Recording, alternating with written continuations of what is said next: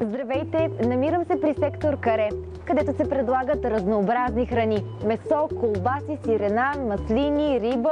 Вижте как се обслужват клиентите на този сектор. Посрещаме клиента визуално и го поздравяваме. Винаги обслужваме клиентите с ръкавици. Предлагаме допълнителна консултация и насочваме вниманието на клиента към поне още 3 артикула на сектора, които не са в промоция. При необходимост консултираме клиента, предоставяйки информация за производителя, състава и цената на стоката. Предлагаме да опита стока, ако виждаме, че гледа към нея. На щанда се предлагат месо, насипни колбаси, маслини, сирена, риба. Всички опаковки, използвани на сектора, се тарират. Обслужването се извършва с чисти ръкавици, които са били в досег единствено с продукти от същата стокова група. Месото се опакова в найлонови пликове и се поставя етикет от везната. Ако клиентът поиска месото да бъде смляно, се претегля, след което се мели и опакова. Ако клиентът иска месото да се транжира, се извиква транжорът. В случай, че той не е на работа, предлагаме на клиента от нарязаните разфасовки. Слайсирани колбаси се опаковат в промазан плик за слайс. Когато, например, клиентът поиска суджук да бъде нарязан, той се взема и обелва. Отстраняват се металните скоби и връзки, нарязва се и се претегля в предварително тарирания плик. Суджук и луканка има и в естествено черво.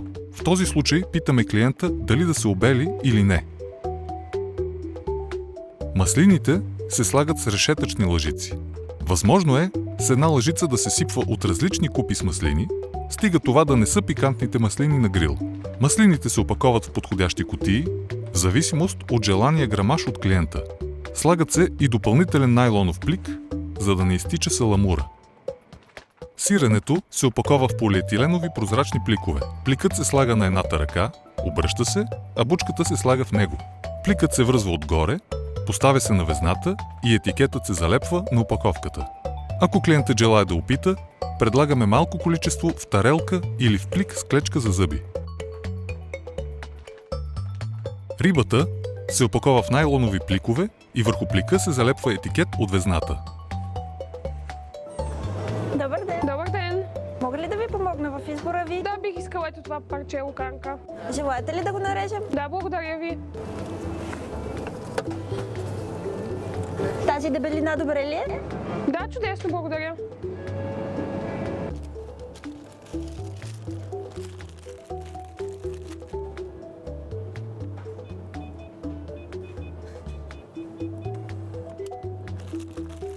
Заповядайте. Благодаря.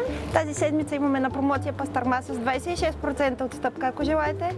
Чудесно, бих искала 300 грама от нея.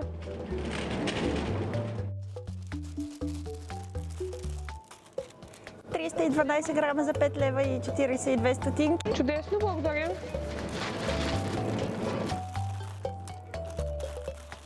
Нещо друго мога ли да предложа? Да, бих искала и маслини. Заповядайте с мен. Кои маслини казахте, че желаете? Ето от тези. Какво количество да сложа? 350 грама.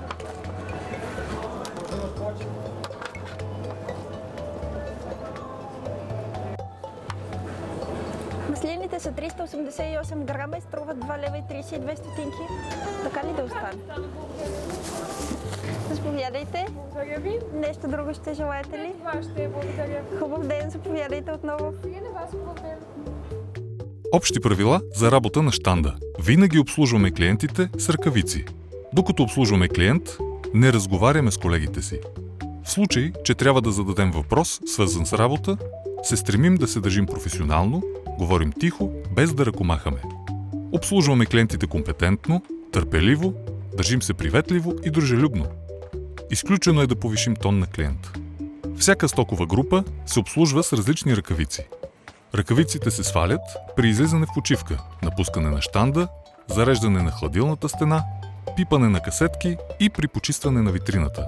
Облеклото се състои от чиста блуза и престилка, шапка, бадж и 2 сини ръкавици.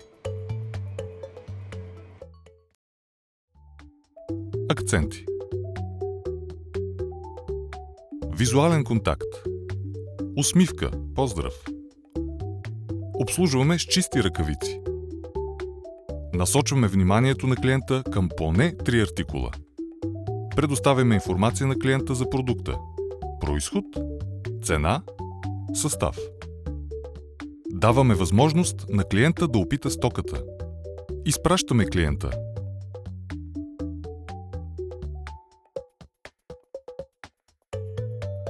Асортимент, който предлагаме: месо, насипни колбаси, маслини, сирена, риба. Тарираме опаковките преди да премерим продуктите в тях. Обслужваме с чисти ръкавици.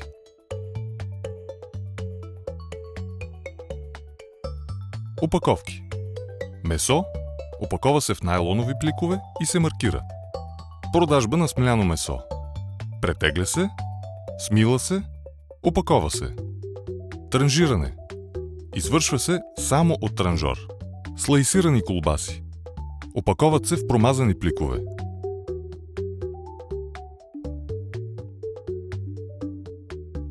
Клиентът може да поиска нарязване на колбас на място. Обелва се, отстраняват се металните скоби и връзки. Слайсира се, тарира се опаковката, претегля се. Когато суджукът или луканката са опаковани в естествено черво, питаме клиента дали да ги обелим или не.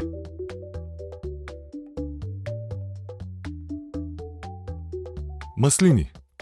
Сипват се с решетъчни лъжици. Опаковат се в подходящи кутии. Слагат се в плик, маркират се. Сирене. Опакова се в пликове. Маркира се. Предлагаме на клиента да опита. Риба. Опакова се в пликове. Маркира се.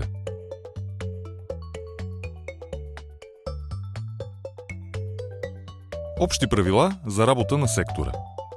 Всеки артикул трябва да има поставен етикет с актуална цена. Секторът трябва винаги да е добре зареден. Да се поддържа постоянно чист. Предлаганата стока трябва винаги да бъде в добър търговски вид. Трябва да бъдем сигурни, че има подготвен необходимия за опаковане консуматив – кутии, пликове. Винаги трябва да поддържаме високо ниво на лична хигиена. Вързани коси, изрязани ногти, без накити и лак. Обслужваме с ръкавици. По време на обслужване не водим разговори с колегите си. Говорим тихо.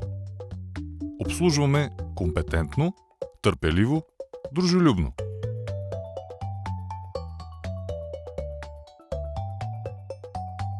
Задължително облекло. Униформена блуза, престилка, шапка, бадж с името, ръкавици.